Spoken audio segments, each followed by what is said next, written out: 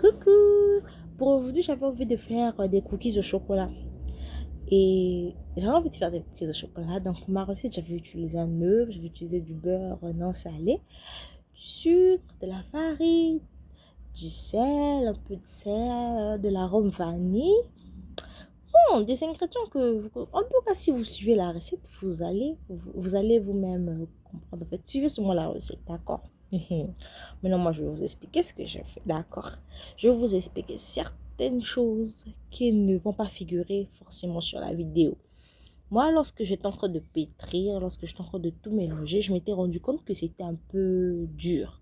Donc, ce que j'ai fait, c'est que j'ai rajouté un tout petit peu de lait, vraiment un tout petit peu. Parce que je voulais pas que ce soit trop sec, en fait. Mais c'est pas une obligation. Si vous voulez qu'il soit vraiment sec et croustillant, comme des biscuits et tout, vous pouvez laisser ça comme ça. Moi, je voulais qu'il soit légèrement moelleux, en fait. Pas comme des gâteaux, mais pas trop sec non plus. Au final, j'avais utilisé toute la plaquette de chocolat. J'avais utilisé tous les 70 grammes de chocolat. J'en avais mangé deux petits morceaux. Donc, c'était une tablette d'au moins de 80 grammes. Donc, j'en ai mangé deux petits morceaux, à peu près 70-75 grammes par là. Je n'avais pas pesé. J'ai fait tout à l'œil.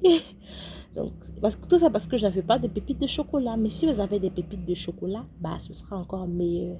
Après, vous formez vos boules. Si vous voulez un effet un peu plus gâteau, vous pouvez les laisser bomber. Mais si vous voulez un effet beaucoup plus cookies, vraiment croustillant, aplatissez-les comme là sur l'image, en fait, comme là sur la vidéo plutôt. Là, vous allez sentir que vous êtes en train de manger des biscuits. Dites-moi en commentaire ce que vous avez pensé de cette recette et à la prochaine.